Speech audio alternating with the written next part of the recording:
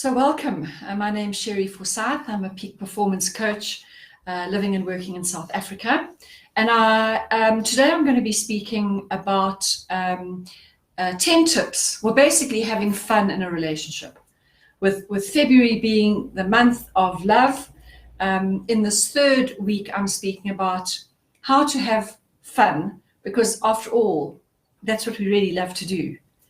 And so the information I'm going to be giving in this video is probably for people who've been married that little bit longer than others, because when you are in a new relationship, there's lots of things that bring excitement, lots of fun things to do, and so it's not a challenge. It shouldn't be as much of a challenge when you are younger, but as you get older, it can become more and more of a challenge.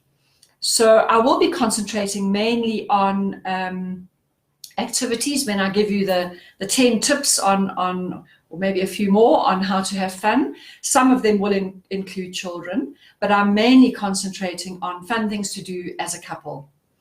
I'm also going to discuss why we don't have fun, or some people don't have fun as they get older. So my husband Mike and I have been married for 31 years. I would love you in the comment box below to let me know how many years you've been married. It just gives a nice frame of reference for me that I can use in future talks. So, in fact, my husband and I have known each other since we were 5 years old. We were in grade 1 together. So we've really known each other probably for, I don't want to give my age away, but many, many years. Okay. So when the relationship is slightly older, it's very easy to slip into the following things which detract from having fun in a relationship. We can very easily settle into a routine.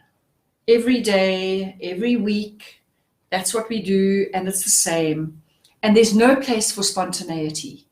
There's no place for suddenly deciding to do something and just do it, as we do when we're younger. We can also take each other for granted because we get used to each other. We get used to the fact that he will sort out the swimming pool and I'll cook the meals or whatever it may be. And because it works, we stick with it.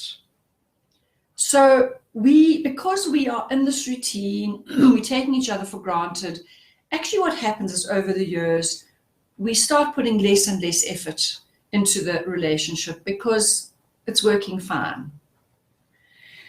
And then lastly, the thing that we can often do if we've been married for a long time, or if you just have been together, it doesn't have to be a married partner we're speaking about, is that that we make less and less room for romance.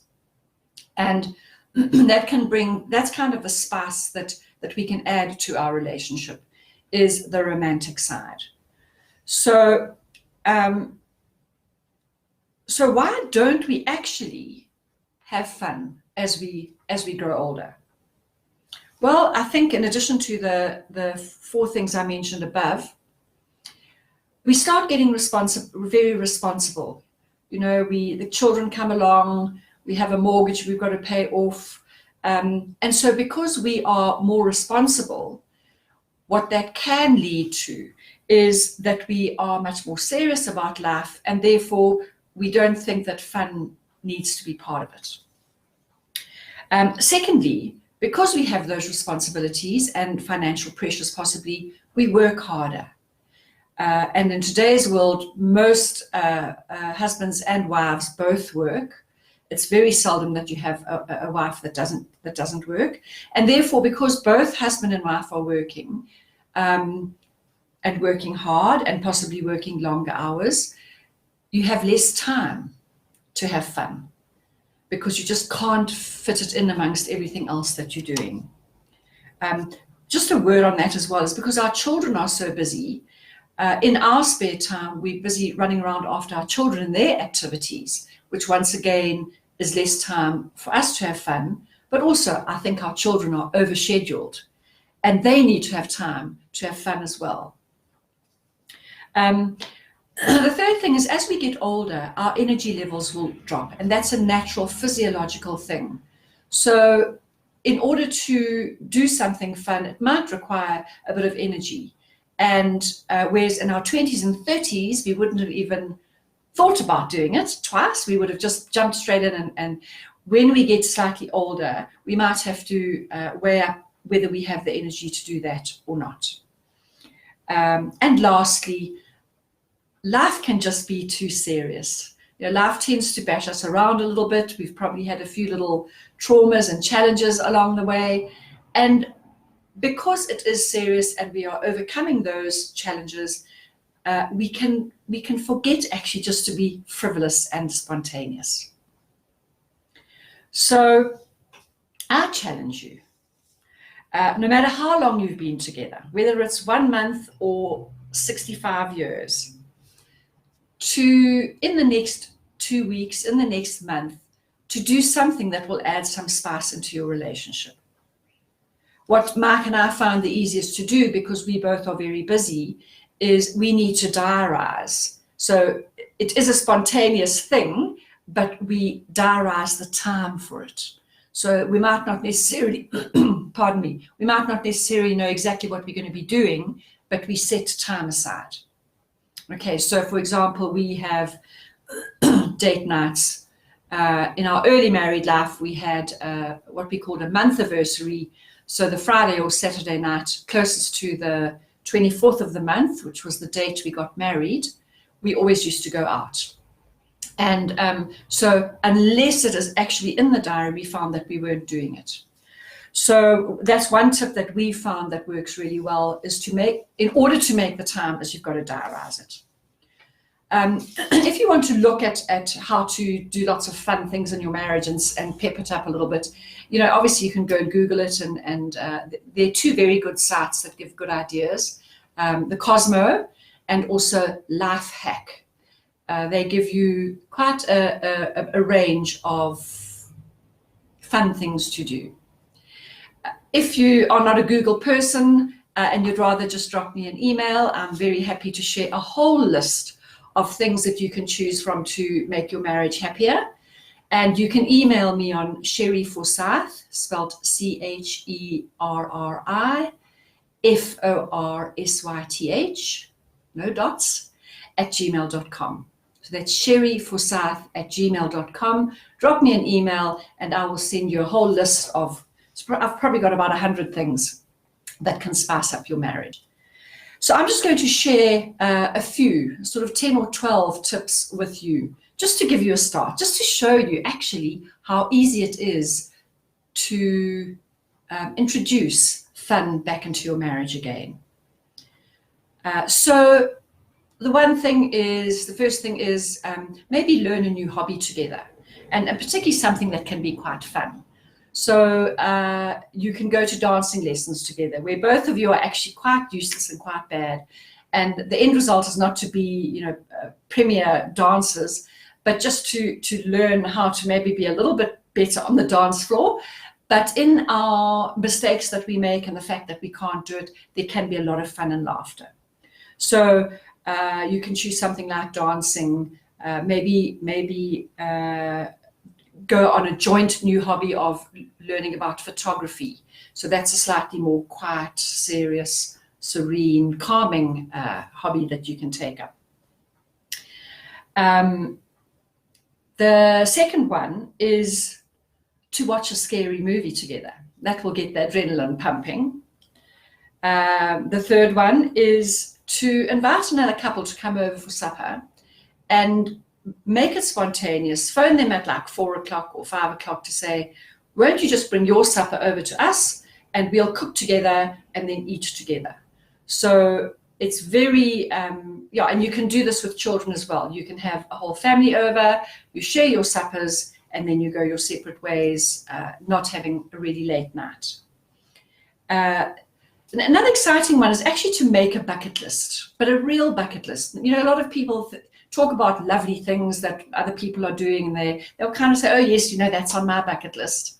But my challenge is actually just sit down and make a bucket list, maybe individually to start with, and then a joint one, so that you have a bit of a goal to work towards as far as bringing lots of fun into your life. Another lovely way to have fun together is to have a couples massage. If your husband or partner is one of the metrosexual men, have a massage together and follow that by a lovely meal out, lunch out, supper out. Another tip is to check the diaries, and then one of you just book a surprise weekend away. Don't let your partner know about it. When they come back from work on the Friday, have the bags packed, ready to go, blindfold them, put them in the car, and off you go for your weekend. On a more serious, but still can bring a lot of fun into a marriage, is to write each other a love letter. You probably haven't, I think for many couples, they've never done that. You know, the couples that were going out during the wars have had, or if the husband or wife works far away, there would have been a need for letters and possibly love letters. But for most people, there hasn't been that opportunity. So write a love letter to your partner and see what the response is. Another tip is to start a new tradition that is quite fun. So particularly, you know, once the children have left home, there's a lot more space in your life and in your home.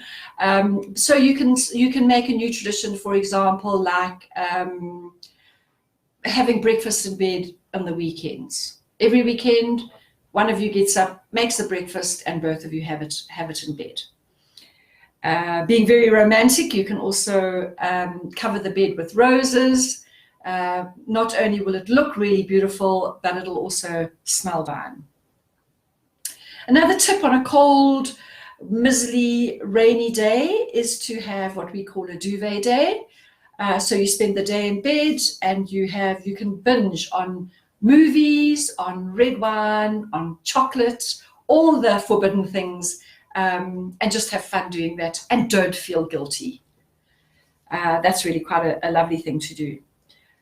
Another thing is maybe to take a road trip, which would take some planning, so it won't be able to be spontaneous, but just to meander slowly, going from point A to point B, sleeping in B&Bs, new places, going to places you've never seen before. Then you can also do things like adrenaline-producing activities, which are not my favorite. I'm a bit of a scaredy cat. But things like bungee jumping or parachuting or whitewater rafting, you know, that really brings a huge element of danger into your relationship. And once you've done that really exciting, dangerous activity, it's usually very bonding for you and your husband. And also, once again, it's brought lots of fun into your marriage. There are lots of other tips. You can go skinny dipping in your pool, or if you're very adventurous and you're in a deserted beach, go skinny dipping on the beach. I would love to know if you've got any ideas that you would like to share. So whether you're watching this live or whether you're watching the rebroadcast, in the comment box below, please put down your favorite thing that you think will bring a lot of excitement into your marriage or your partnership. And hopefully we'll all be able to give each other ideas. So I think really what I'm trying to get us to do, having had this talk on introducing fun back into our marriage, is we need to remember why we first got together in the first place. And fun is a really, it's a lovely and very necessary, in my opinion, thing to do, because it gives us a boost in our lives. It gives us something to look forward to. It's good for our neurochemistry. It makes us calmer. It makes us more positive, and actually it really makes us engage fully in life. So don't let the fact that you have no time, or you've been married for a long time, or whatever it may be, get in the way. I challenge you again, let's bring some more fun, spontaneity, excitement into our relationships. And if you've done so, I would love to hear what you've done and what the result was. So that is the end of my chat today, and I thank you as always for joining me.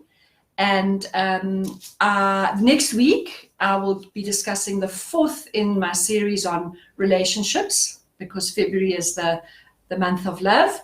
And I'm covering the more serious topic of what a serious trauma can do to a relationship.